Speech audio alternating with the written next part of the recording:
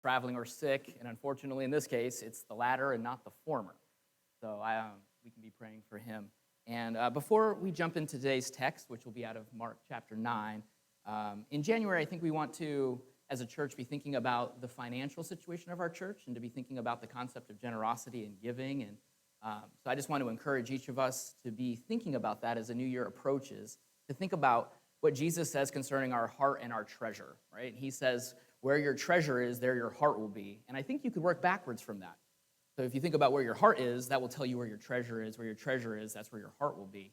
And one of the big struggles I think we collectively have as we look into the future is, what do we do with the money that God has given us? And I think there's a temptation for us to hold it because it's a fearful future. Or maybe some of us are like, I kind of like my stuff. And one of the challenges we have is we have missionaries, we have this facility, we have pastors to take care of. And I just want to encourage you to be thinking about that as the new year approaches, where your heart is concerning your money. And we'll be talking about that a little bit more off and on throughout the opening months of January. So having said that, let's open with a word of prayer and get into today's text.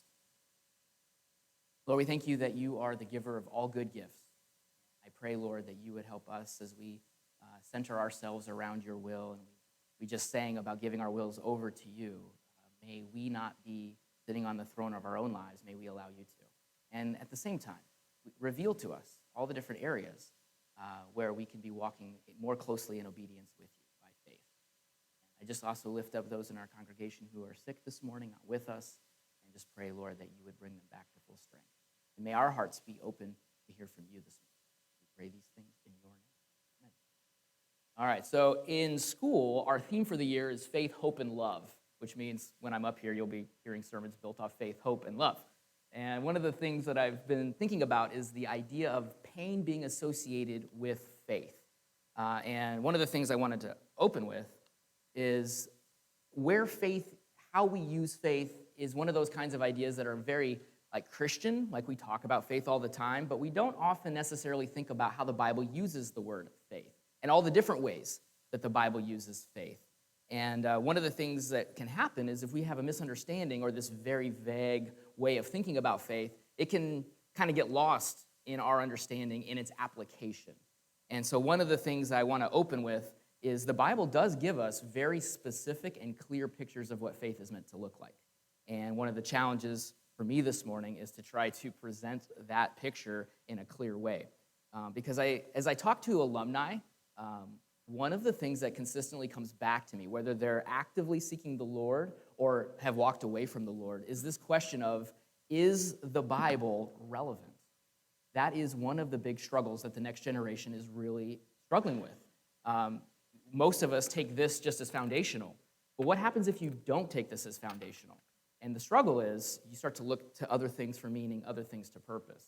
But as I study the scriptures, as I look at the world around us, the Bible is incredibly relevant. And it comes right down to telling us basically foundationally how to live, because every single person is looking and is living by faith. And it's required. You can't take a step forward if you have to know all the facts surrounding everything. And the Bible gives us a foundation. Our faith is in Christ. But one of the things I want to kind of present to us is this idea. Every single person lives by faith. And there was this like famous atheist argument that says we're all born atheists. You know, like a baby has no concept of God, at least from an atheistic perspective, right? But the argument also goes, we're all born ignorant as well. So just because you're born a certain way or start your life in a certain approach doesn't necessarily mean that that's the right way to think. And there is often this attack against Christians that you live by faith, Christians, and I live by reason, or I live by experience, or I live by common sense. And one of the things that we have to come to grips with is every single person lives by faith. Every single person. Whether your faith is that you can trust your own mind, whether your faith is that your experiences are real, we all live by faith. And so one of the helpful thoughts for me as we talk about this subject of faith is this is not a religious concept only, as if only Christians have to live by faith and everyone else lives by reason or lives by experience or something else. Every single one of us lives by faith. We all have an idea of how the world is supposed to be. That's a faith statement. Does every single person in the world agree what that looks like? We all have an idea of where the world is going or where the world should go. That's a faith statement. And even the way we interact with each other, the values that we hold, the things that we think of as self-evident, are they really self-evident to every single person in the world? And so the question is not, do Christians live by faith? The question is, do we all understand where our faith actually rests, where our faith actually finds its foundation? And since I'm a teacher, I always like to ask questions that you have to give me feedback on, okay? I know it's early, and many of us have had a long week, but the next point I want to make, my opening thoughts about faith before we look at Mark 9, is every faith decision carries pain. You cannot make a decision faith-based without it having some kind of painful consequence in your life, no matter which way you go. All right, I want to try to think this one through a minute because it doesn't necessarily make sense right out of the gate, right? To say to live by faith is to invite pain. Most of us would be like, but think about this for a second. If you do not know the future, and you have to make decisions now that are going to impact your future, and you're making those decisions by faith, you could be inviting a certain kind of pain into your life by the decisions you make today. And Jesus is very clear. There is pain in following him, right? He's like, count the cost, count the cost.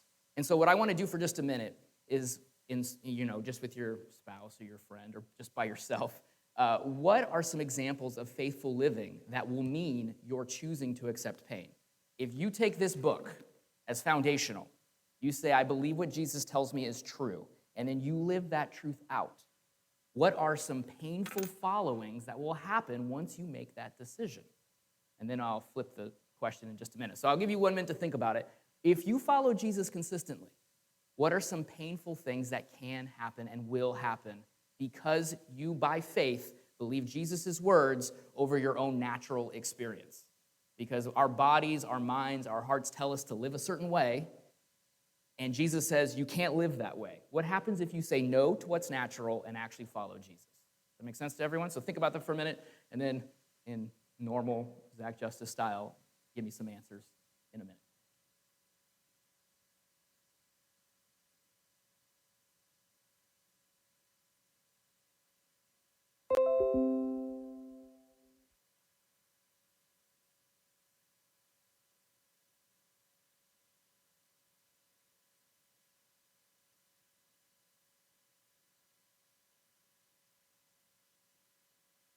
Everyone got some thoughts?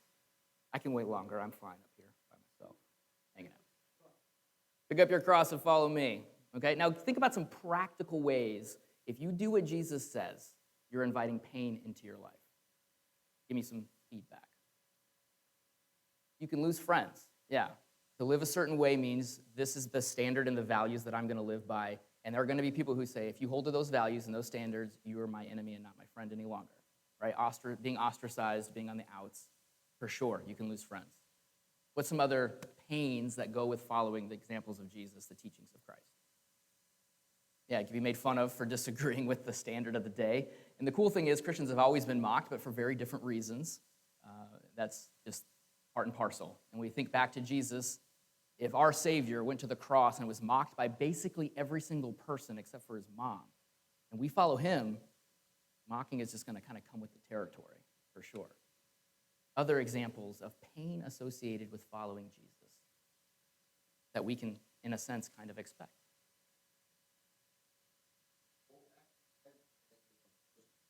Yes, persecution, things can happen, for sure. And we look around the world, and it's been stated the 20th century, more Christians died in that 100 years than 2,000 before. Any others? Forgiveness, right? That does not go with how we feel, right? To turn the other cheek. Jerry. One more time. Standing by the Lord. Yep, and agreed. And when I talk to high schoolers, I bring this one up. The pain of, not doing whatever you want when you want.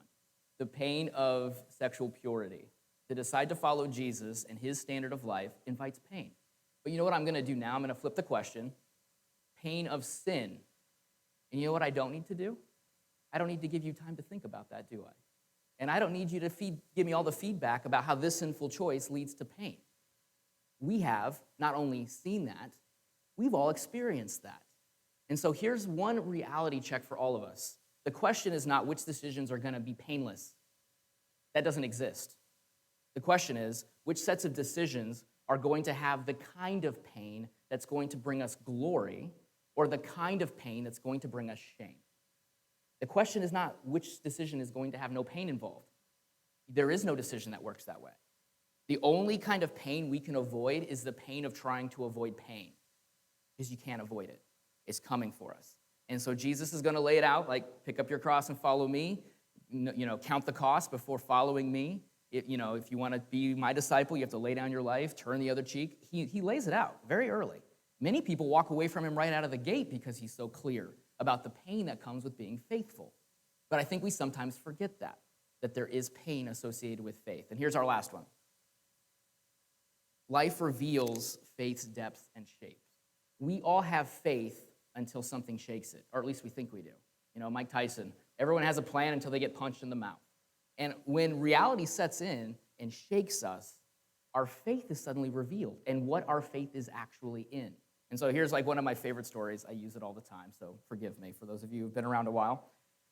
Charles Blondin famously walked across Niagara Falls multiple times on a tightrope, right? So he goes across back and forth on a tightrope, and he had an audience, of course, because if you see a human walking across a tightrope across Niagara Falls, you're going to pay attention.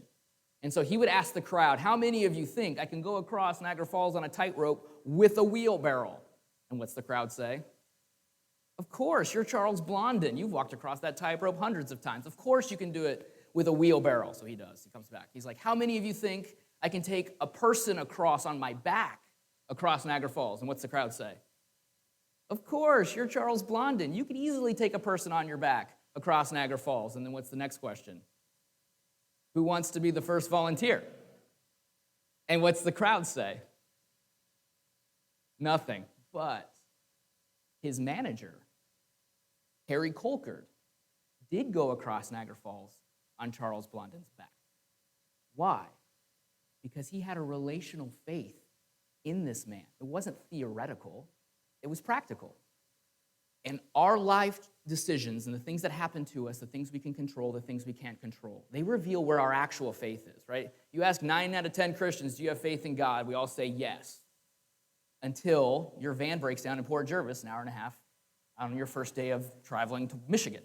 Or people get sick, or people die, and suddenly, boom, our faith is revealed.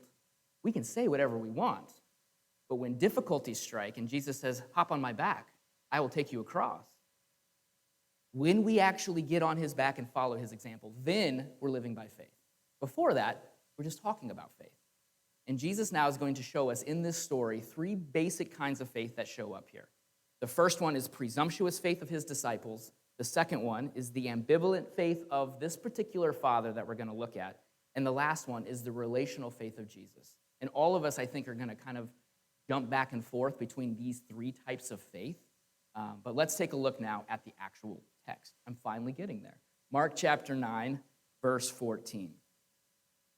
When they came to the other disciples, they saw a large crowd around them, and the teachers of the law arguing with them.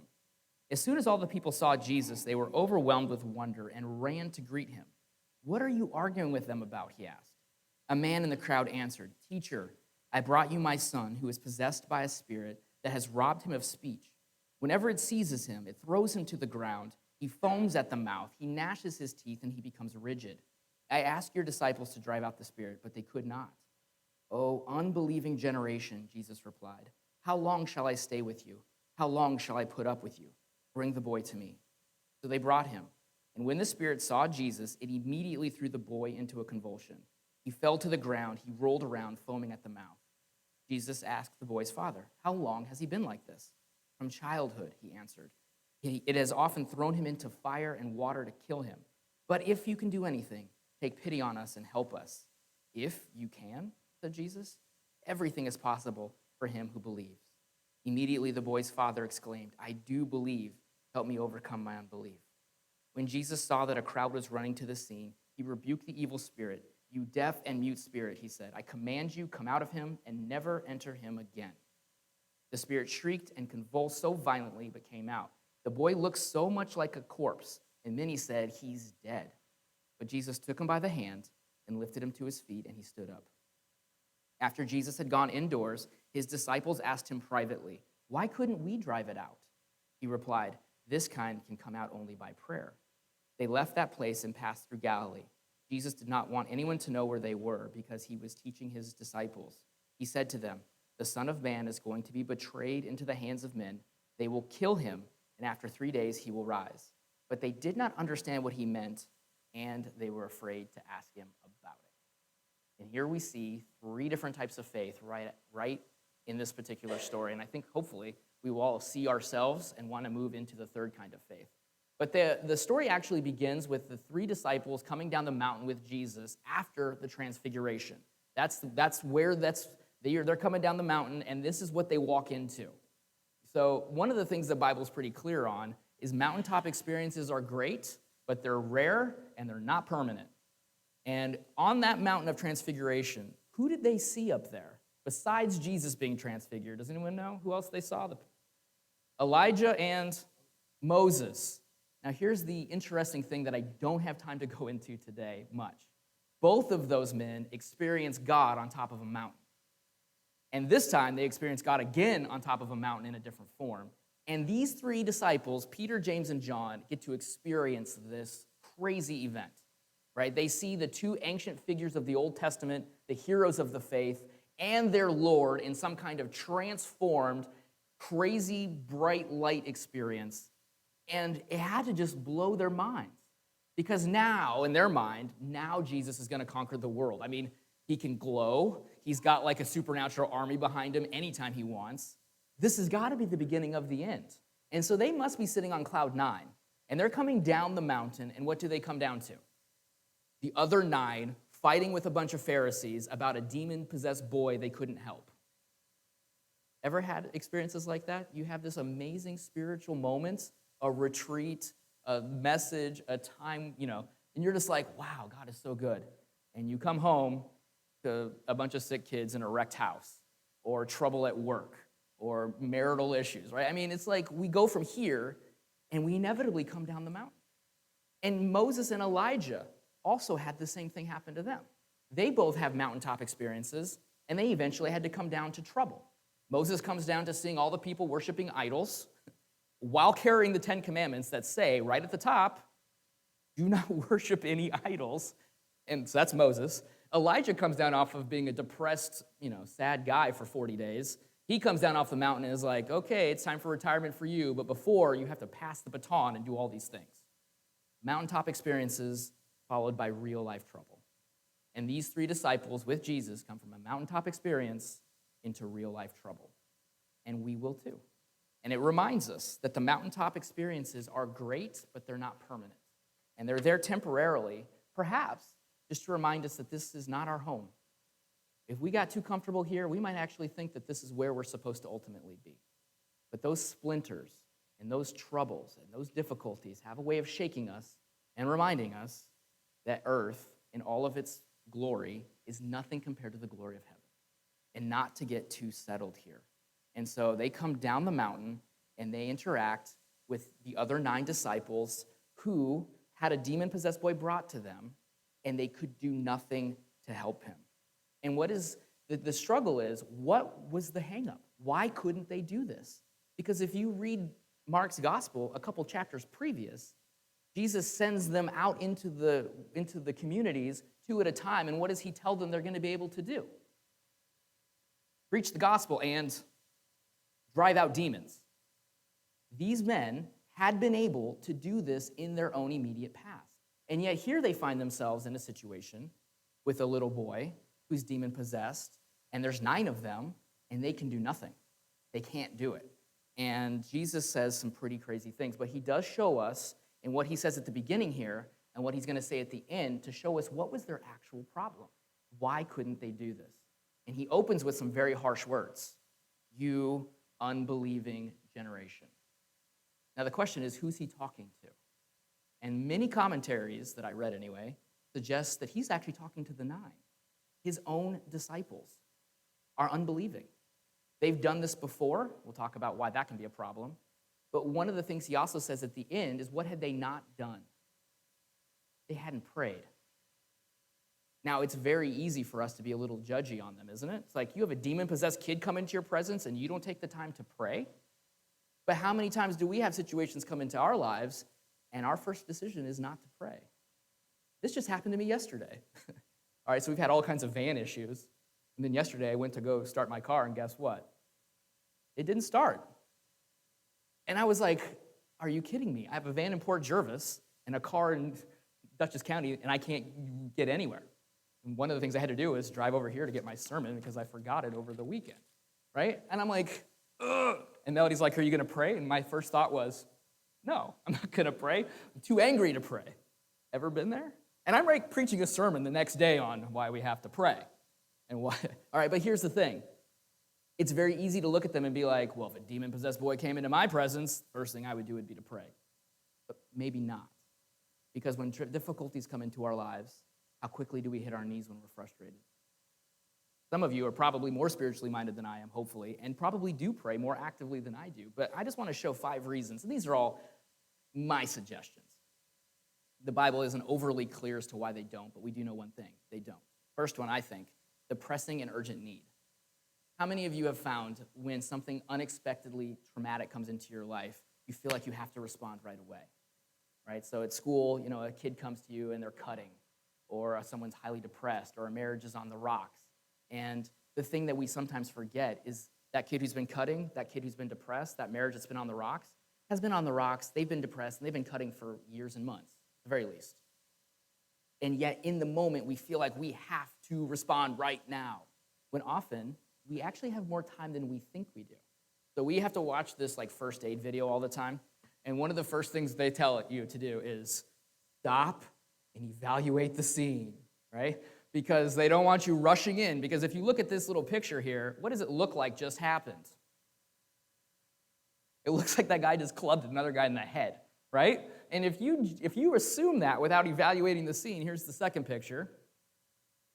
Does that change the scene for you? Right? There's a poisonous snake and a guy with a club. Maybe you're looking at the wrong thing as the problem, right? And if you don't stop to evaluate the scene, you might respond to the wrong thing. And you might end up getting yourself in more trouble than the help that you could actually offer, right? So in the first aid, they're always like, stop and evaluate the scene. So the next time something terrible happens, or some kind of bad news strikes you, or a demon-possessed boy is brought into your presence and you're told, fix it, how many of us need to take the time to stop and pray and evaluate the scene? These 9 disciples did not do that. They did not pray. They jumped right in because, again, you see a demon-possessed boy twitching and foaming at the mouth, your first thought might not be to pray. And yet that's exactly what Jesus tells them was part of their problem. Number 2, as I previously mentioned, their past experience was that they could do this. There is a danger in getting past the beginner stage of things, isn't there?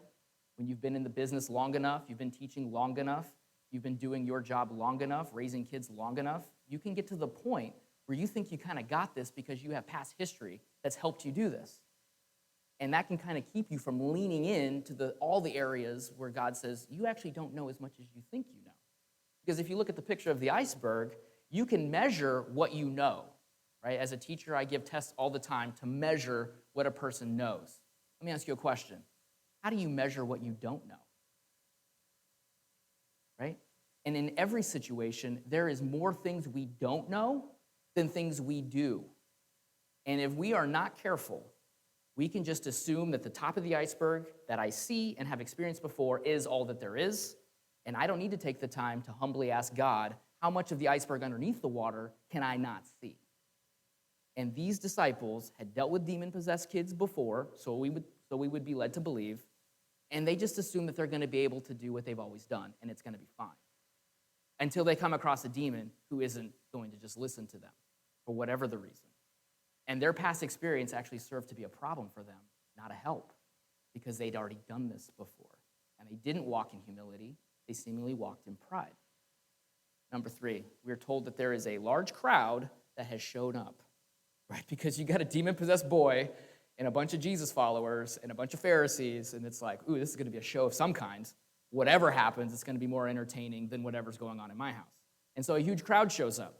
Have you ever been in the experience where you can discipline your kid at home fine, but then they're at Walmart doing the exact same thing, and there's people around, and suddenly you're like, I got a crowd, and it changes how you think. Like, I could do magic tricks by myself in front of a mirror faultlessly until I tried to do it in front of my sister, who instantly I'd be fumbling and the trick would be all destroyed, right? Because once a crowd is involved, it changes the dynamic, it changes the focus, you become more self-conscious, and now there's a huge crowd watching this thing unfold before them, and it doesn't go well. And in that crowd, they have their harshest critics attacking them, arguing with them, mocking them. And one of the struggles is, I can imagine anyway, again, a lot of this is just my speculation. You're about to deal with a situation that's a little bit uncomfortable. Your critics are right there to evaluate your every move. It would be a unique person who, in that moment, would stop and choose to pray. You can imagine if you're in a tense meeting with a group of people, some of which do not like you, and you're like, you know what I'd like to do right now is I would like to pray. That would be ammunition against you from your critics. And perhaps because these Pharisees and these people who do not like Jesus or his disciples are present and staring at them and arguing with them, prayer seems to kind of go out the window, and they don't take the time to pray. And our last one that we know for sure is there is an enemy out there that wants you to never pray. Right? We are told in Ephesians chapter 6 that there's the armor of God and there's the shield of faith. Right? The shield of faith. And what does the shield of faith do? It takes out the fiery attacks of the evil one. But what happens if you set your shield of faith down and just walk into battle? Then those fiery arrows are hitting you and everyone around you. And one of the things that we have to remember is this life isn't just physical, dealing with the things we can see with our eyes. There is an invisible component behind it, and we are told in John chapter 10 that our enemy wants to steal, kill, and destroy you. And he will do so in the most subtle ways possible. And there's almost nothing more subtle than to convince you that to lay down your shield of faith and don't pray. Because after all, what's it going to do? And in doing so, we open ourselves up to more attack and the attack of the people around us. And this boy here finds himself surrounded by a bunch of people who are trying to help him in a way and are totally unable to do anything because this situation is outside of their control. And before we move on to the second kind of faith, Jesus' followers will fail you. They will. We all fail each other because we are fundamentally flawed people in need of grace. But here's what I love about this story. Jesus' followers have failed this boy. But who isn't going to fail them? Jesus is not going to fail them. Jesus is going to intervene and do something amazing. But just as a side note, because I want to, again, dealing with alumni every so often, the failures of the church is one of the arguments they use for why they don't follow Jesus. And maybe that's on my part for not instructing them more accurately, but you all know the church is going to fail people because we're people, and we fail people. But our eyes are not to be fixed on the church. Our eyes are to be fixed on the Lord of the church. And he will not fail even when, in our best in moments and our intentions, when they don't line up and we don't do what's right. Jesus here intervenes, and he says, I'm here. I'm going to resolve this. And now I want you to think for a minute what it must have been like for this father, okay? To have your son, as far as we know it's his only son, to be born in such a way where he at the very least has a severe form of epilepsy and a demonic activity behind it, because in Jewish thinking, spiritual and physical are not separate things. They are interconnected, and so any physical disease has a spiritual component, a mental component, and they looked at it as together. And so I just want you to picture, your first kid, you're so excited, your baby's born, but very early on, this child has severe issues, foaming at the mouth. Not only that, this boy cannot speak. He's mute. He can't even tell you what's going on inside of him. He has no words for you. And in a culture like theirs, where there's fires to cook your food by and to do everything by, can you imagine the ragged edge of living with the reality that one of your kids could throw themselves into a fire at any given point or into water at any given point, and you have to be hypervigilant? and what kind of stress that would put on your entire family to have a child that you don't know if they're going to try to kill themselves or not, and the stress of carrying that around. But then you hear through the grapevine that there's a treatment, there's a clinic in Westchester, we'll say, that has had success in treating your child with these symptoms. And you imagine the joy of knowing that maybe if I could get my kid to this clinician and his team, maybe my kid can be cured like I've heard other people have been cured. And so you rush your child to this place, and the clinicians do all the tests, and they give all the things, and your kid's in the exact same spot as he was. You can understand why this father's faith goes like this, and like this, and like this, and like this, like an oscillating fan. This is many of us. I would put myself in this place pretty regularly, right? It's like our faith is somewhat built on the circumstances of the things that are happening around us. When God is answering our prayers and interacting in ways we like, God is good and we trust him. And then things go south and there's difficulty and there's pain and there's those consistent vehicle problems. And we're like, maybe God isn't so good. And we're just, and this is the ambivalent faith of the Father. It's just going back and forth based on his circumstances. And again, I understand him. And I just want us to remember, we're talking about a man and his child. This is about as personal as it gets. And he is in desperate need for change. And I just want to take a look at the text. They're fighting. There's all these issues. And look what Jesus' first question is. It's like such a dad question. He's like, what are you arguing about? Right? Isn't that like a dad question? You walk into a scene, kids are fighting. What's the fight all about here? And he's asking a question, but I just want you to notice, who does all the answering? The man. He jumps up because, again, the Pharisees are fighting with the disciples and the crowd is snickering and looking on or whatever's going on. This father doesn't care about any of that. This dad is concerned with his kid. And when he sees Jesus, he's like, here's the problem. I don't know what they're arguing about. I don't even care. I'm concerned with my child here, my son, who has got these major issues. And he lays out some of the major issues that are going on. Because, again, he's not there for the theological discussion. He's there because he cares about his son and he wants help. And he goes back and forth, again, based on circumstances. And notice what Jesus does here. Look at the first thing. So he lays out what's been going on. Jesus rebukes his disciples. He says, bring the boy to me. And at that point, what would you expect Jesus to do under normal conditions? He says, bring the boy to me. The boy shows up, and what would you expect Jesus to do? Heal him. But that's not the next thing that Jesus does. Because Jesus isn't just concerned about the boy, though he is. He's actually just as concerned about the faith of the Father. So the boy is brought to him, and then notice what happens next. How long has he been like this? And then he starts to ask the Father questions. Now, in one sense, does it really matter how long he's been like this? You know, if you had this kind of disease, did it matter if it happened last year or 10 years ago? Like, on one sense, it doesn't matter, but he's calling the dad out. He wants the Father to interact. And unlike me, when often you take, again, everything keeps coming back to cars today. How many of you had a clank in the front of your car, you take it to the mechanic, the clank goes away? The mechanic's like, I don't hear any clank. And then as soon as you leave the mechanic, what happens on the way home? It clanks. This is not that, right? The boy walks towards Jesus, and what does this demon do? Throws him into a fit instantly. So this would be like you taking your car to the mechanic, and it's clanking, and the mechanic actually has to like leave his office. Like, what is that clank? You're like, that's my car. He's like, got it. This boy's issue, super apparent to anyone who's looking. He throws himself onto the floor and starts convulsing so violently, maybe the most violent convulsion he's ever had. And even at that point, Jesus doesn't say, be healed. In that moment, he's still focused on the Father, right? He's still looking at the dad. And he's like, how long has he been like this?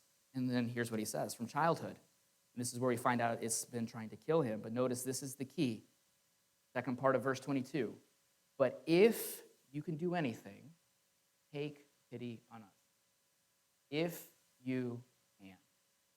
And Jesus hones in on that, if you can. And it's not the if that he's so concerned with.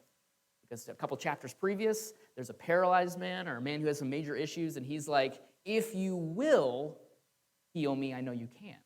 And Jesus commends that man's if as faithful because he's like, if you will. There's a huge difference between if you will and if you can. If you will suggests, I know you can, and maybe your will and my will don't line up, and maybe you'll tell me no. but I know you can. This if is that ambivalent faith, coming back and forth, just not sure. Can I really trust you? Can I not trust you? Can you do anything for me? And notice what Jesus says. If you can, he's like, everything is possible for him who believes. Everything. Jesus can do anything. Now, we do need to pray the if you will prayer all the time. Jesus himself prays that prayer, right? Father, if you will take this cup from me, but if you don't, I'm still going to be faithful. So the if you will prayer is a great if prayer to pray. But let us never do the if you can. But even in the if you can, Jesus interacts. And I love the way he interacts, right? He doesn't just take that man and be like, what are you talking about? He does two things, and he does that with every single one of us. He exhorts and challenges the lack of faith, and he offers a hand. And we're going to see that in three different ways. We see it here, right? He exhorts the dad. He's like, if you can, of course I can. Everything's possible for him who believes. And then he offers his hand to the boy. Picture up here, Peter walking on water, starts to have ambivalent faith, right? He's like going back and forth. He starts to sink. What's Jesus do? Gives him his hand, pulls him up, and then what's he tell him? You of little faith. Why did you not believe? Next guy, Thomas. He's like, I cannot believe that Jesus resurrected from the dead unless I literally put my hand into his side. That's some lack of faith. If I cannot look through his pierced wrists, I will not believe he resurrected, no matter what all of you say. And then Jesus shows up in a locked room, and what's he say? Stop doubting and believe. You want to put your fingers into my nail wounds? Here you go. He offers him his hand. And Jesus does the same thing.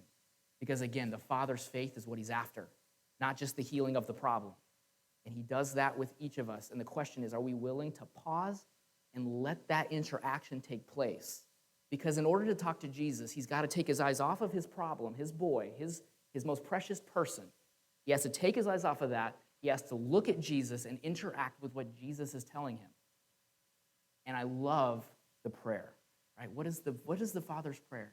I love it because it's like the perfect picture of how I feel most of the time when it comes to things like this.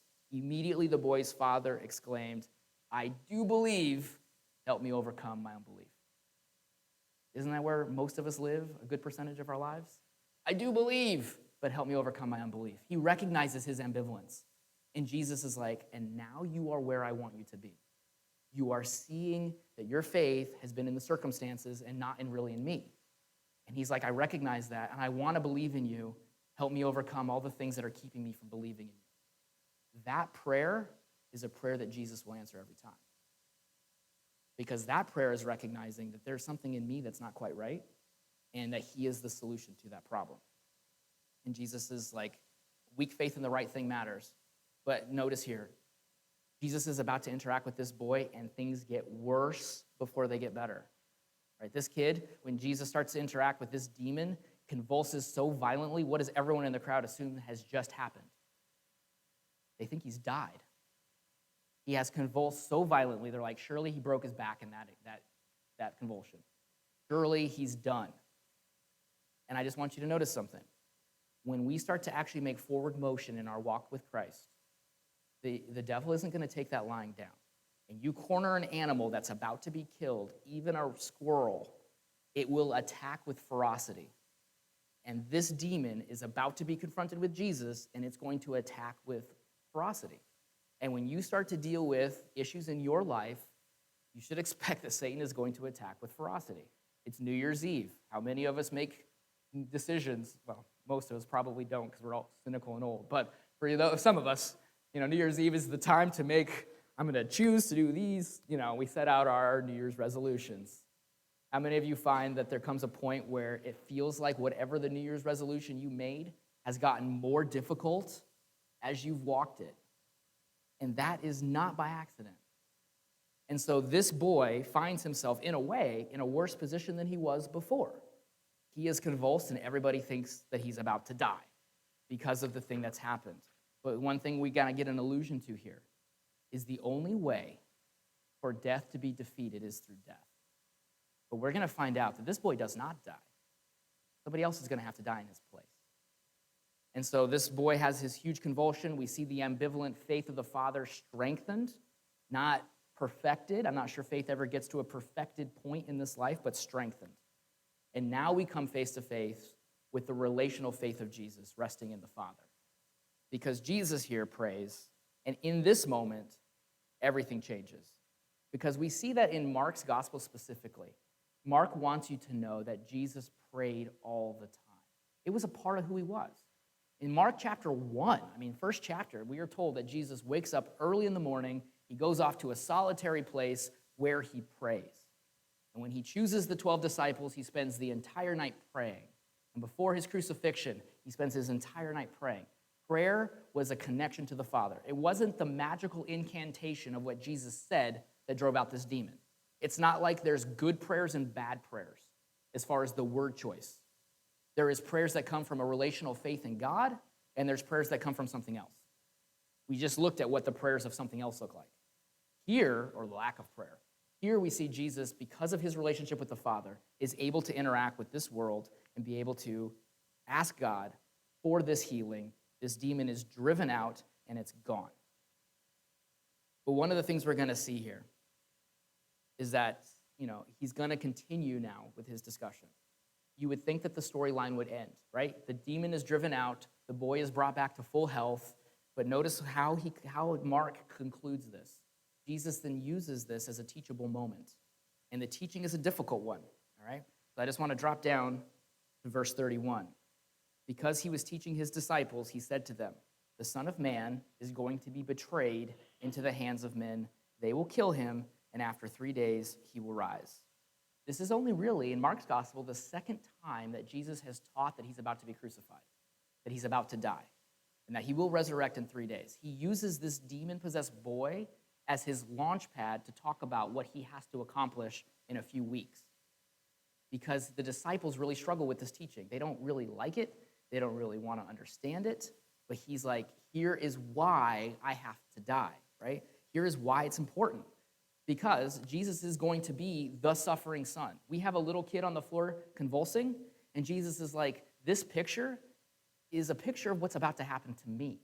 Except, and here's where we're going to see a couple factors. This son is held and loved by his Father in his hour of need. What's going to happen to Jesus on the cross?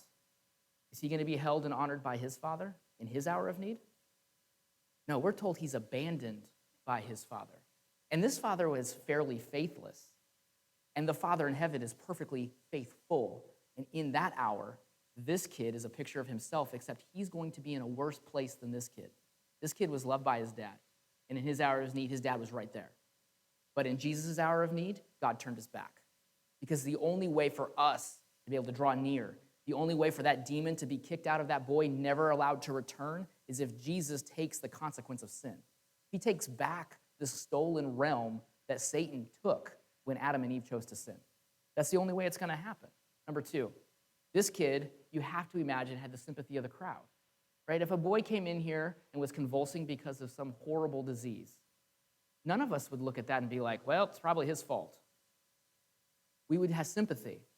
But in Jesus' hour of need, what did every single person, starting with the Roman guards, through Herod, through the soldiers, through the crowd, through even the men being crucified with Jesus, we are told every single one of those groups did what? Mocked him. He's like, if you're the Son of God, come down, then we'll believe. Aren't you glad he didn't come down in that moment? This boy had the sympathy of the crowd. Jesus was mocked by the crowd. This father was willing to do anything to get his kid help, anything. And in Jesus' hour of need, his father, because his father loved you and me, was willing to do maybe something even more difficult, nothing. He was willing to do nothing in Jesus' hour of need so that we could be cleansed, so that we would have an opportunity to have a relationship with the Father.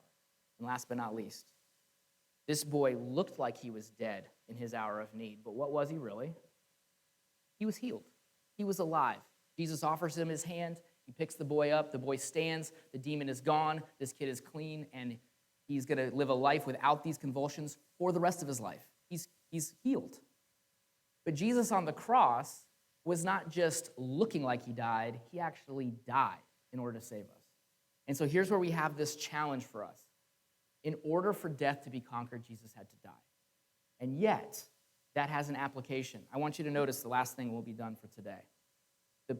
His own disciples did not understand him, and they were afraid to ask. Now, here's the question. Why did they not ask? And I have a theory. My theory is this. They didn't really want to know the answer. They do these studies all the time, right? If you had a terminal disease that was going to kill you, would you want to know you had it? And most people, when you ask it that way, say, yes, I would want to know if I had a terminal disease. But in 1993, they came up with a way to test for Huntington's disease. And Huntington's disease doesn't manifest symptoms until you're in your 30s, which means you're carrying this death sentence and you don't know you have it until you're in your 30s.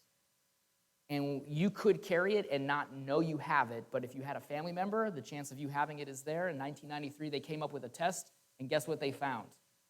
Only 10 to 15% of people who could be carriers of this disease chose to get tested, because many people really don't want to know what's wrong. Not really. And here's my thought about the disciples. Jesus has just got done telling them that he's going to have to suffer and die. And what has he told them before? You're going to follow me.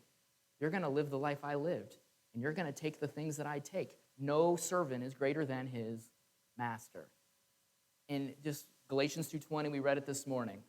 Paul is recognizing something in that passage that I think a lot of us struggle with, right? I have been crucified with Christ, and I no longer live. But Christ lives in me. And the life I now lead, life I now live, in this body, I don't live for myself anymore. I live in faith of the one who loved and gave himself for me. So if Jesus is willing to die and resurrect for you and for me, how many rights do you have to yourself? Those rights all went as soon as you recognize what Jesus did for you. When he says, come follow me, he's not necessarily saying it's going to be easy. And many of us are going to seriously struggle with that command. I think the disciples do right here. They're afraid to ask him what that means. Like, what does it mean for you to die? Because, people throwing rocks at you, I'm right next to you, and I might get hit in the process. And they don't ask those questions because I'm not sure they really want to see themselves accurately. And the last thought we have, are you willing to see and look at yourself? Right? Jesus' interaction with the disciples as he draws them from their very superficial faith. And he's like, you realize you didn't even pray. And he draws them into a place of saying, look at where you need to be. Look at where you were. And with this Father, he draws him and says, if I can do anything for those who believe. He draws him from this ambiguous faith into something stronger. And he wants to do the same thing with you and me, to draw us out of wherever our faith is lacking. So what is your sick child for you? What is the thing in your life that you are having a very hard time trusting that God's going to do something good in it? What is this thing over here? And are you able and willing to look long enough in the face of Jesus to see what he wants to tell you concerning that? To challenge you, because like we talked about, he's going to challenge you. He challenges everyone, but he also does what? Offers his hand and says, I'm here and I'm with you and I will walk it through with you. But you have to be willing to take some time and look at those things. And let's be honest, it's much easier to distract ourselves and look at a million other things than at ourselves for a moment. So I want to close our time with just 1 minute of silent reflection, and then I'll close in prayer. Just to ask yourself, what is a struggle that you're having a hard time letting go? What is something in your life right now that you know Jesus is challenging you on? What is that? And I'll give us a minute, and then I'll close in prayer.